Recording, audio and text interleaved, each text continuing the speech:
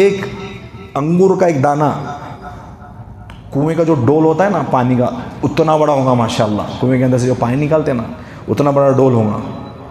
ऐसा मतलब समझाने के लिए बताया है। वो तो अल्लाह बेहतर जानता है कि अल्लाह क्या देंगे जन्नत के अंदर।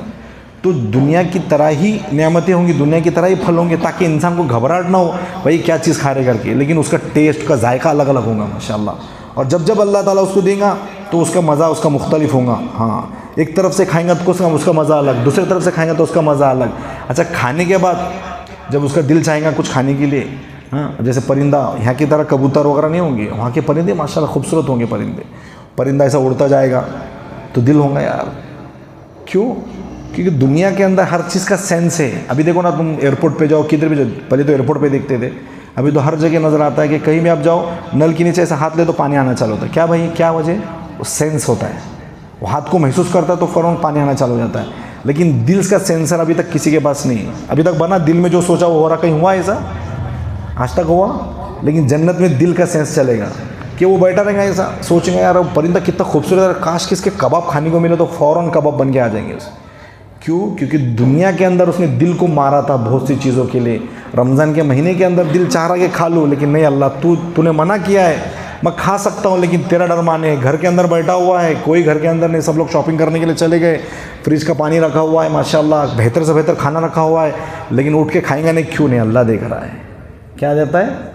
तो अपने जज्बात को उसने कुर्बान किया, दिल को कुर्बान किया, दिल को मारा। तो बोले मेरे बंदे, तूने दुनिया के अंदर अपने जज्बात को कुर्बान किया, आज मैं तुझे देता हूँ जो मांगता हूँ। बोले तेरा दिल को सेंस बना दिया, तेरा दिल जो चाहेगा वो होगा। वलकुम फीहा, इसकी तफसीर कुरान की आगे जगह, वलकुम फीहा मा तश्तही अनफुसुकुम, तू जो चाहेगा वो मिलेगा। तेरे को बोलने की ज़रूरत नहीं पड़ेगी कि भाई वेटर ये लेके आ वो लेके आ, तू जो चाहेगा वो मिलेगा। वलकुम फीहा मा तदउन, तो वो चीज़ें तू जो तू चाहेगा वो तुझे ज़रूर अल्लाह ताला अता फरमाएगा। तो क्या बताया कि वो परिंदे का कबाब बनकर आएगा उसके सामने, अभी वो खाएगा उसको, माशाल्लाह क्या लजीज है। खा के वो हड्डी फेंक देगा, जो भी हड्डी देखी फेंक, वो फिर परिंदा पड़ के उड़ जाएगा। अरे जन्नत है, वो कचरा करने की जगह नहीं है, वो कचरकुंडी थोड़ी होंगी, परिंदा बन के उड़ जाएगा। दुनिया और जन्नत में फ़र्क होना चाहिए। अच्छा, वहाँ भूख लगने के लिए नहीं खाएंगे, और भूख लग रही बोले, क्योंकि भूख का लगना क्या है? तकलीफ़ है ना। भूख लगी तो इंसान को तकलीफ़ होती नहीं होती? तो जन्नत तकलीफ़ की जगह नहीं है। अगर वहाँ भी अगर तुमको भूख लगने से तकलीफ़ हो रही, तो जन्नत में और दुनिया में फ़र्क क्या है? इंसान जन्नत के अंदर मज़े लेने के लिए खाएगा, भूख लगने की वजह से नहीं खाएगा। क्या के लिए खाएगा? मज़े लेने के लिए खाएगा, समझे? अब जन्नत के माशाल्लाह उसके क्या बताए, इसको अगर तस्करा करते रहे तो इंशाल्लाह वक्त कम पड़ जाएगा। अल्लाह ने ऐसी ऐसी चीज़ें रखी, लेकिन कब मिलेगा वो? जब दुनिया के अंदर जो हमने जो कुर्बानियाँ है, अपने जज्बात को कुर्बान करके जब जाएगा तो अल्लाह ताला उसको वो चीज़ें अता फरमाएगा। और क्या कहा कि वहुम फ़ीहा खालिदून, और उसमें हमेशा हमेशा टेंशन नहीं रहेगा। अरे अभी जैसे भाड़े के घर में, अरे यार निकलना पड़ेगा इधर से, दुनिया से एक दिन मर के जाना पड़ेगा, आनन फ़ान कुल्लु मन अलैहा फ़ान, जैसे कुरान में कहा दुनिया फ़ना होने वाली है। जन्नत में टेंशन नहीं, हमेशा हमेशा। अभी सोचो ही मत तुम, हमेशा हमेशा की जन्नत है, आयशित करो। वहाँ सिर्फ खाना है और नहाना है बस, और कुछ करना नहीं है, समझेगा? मतलब ऐशी ऐशी बस, वो आयश करना है। वहाँ दाढ़ी रखने का टेंशन, न जमा तोलो का टेंशन, हाँ, ना रोज़े रखने का टेंशन, कोई टेंशन नहीं, बस खाओ, अच्छे से अच्छा खाओ, आयश करो। वो कब होगा? जब दुनिया के अंदर अपने जज्बात को कुर्बान करके जाएगा। फिर आगे अल्लाह फरमा रहा है, ये चीज़ होने के बाद, इन्नल्लाह ला यस्तही अन यज़रिब, कि अल्लाह ताला शर्माता नहीं किसी मिसाल देने के लिए।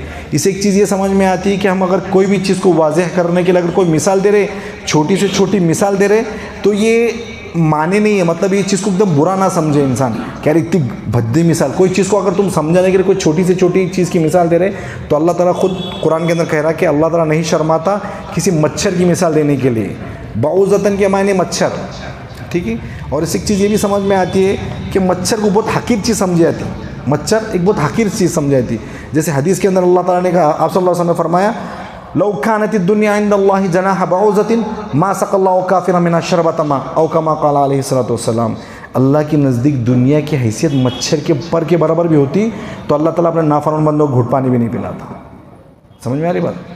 तो अल्लाह की नज़दीक दुनिया की कोई हैसियत नहीं, तो मच्छर एकदम हकीर, मच्छर का पर के बराबर भी हैसियत नहीं। मतलब समझ में आ रहा कि जिसकी उसकी हकीकत नहीं, अल्लाह की नज़दीक उतनी भी हकीकत नहीं, समझाने के लिए बताया अल्लाह ने। ये मिसाल क्यों बताया अल्लाह ने? दुनिया की हकीकत को समझने की, दुनिया की कोई वक़्त ही नहीं है। कभी दुनिया को अल्लाह ने पैदा किया, मोहब्बत भरी निगाह से देखा भी नहीं अल्लाह ने दुनिया की तरफ। इतनी गई गुजरी दुनिया है जिसके लिए आज इंसान दुनिया के अंदर लड़ रहा है।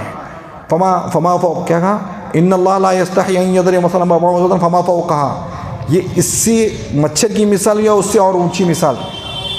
फ़अम्मल्लज़ीना आमनू, हाँ, लेकिन जिन्होंने ईमान लाया तो इस बात को समझते कि हाँ अल्लाह जो मिसालें देता है ये समझदारी इसके अंदर कि अल्लाह की बताई हुई मिसालों को वो हक़ समझते हैं और उस बात को मानते हैं।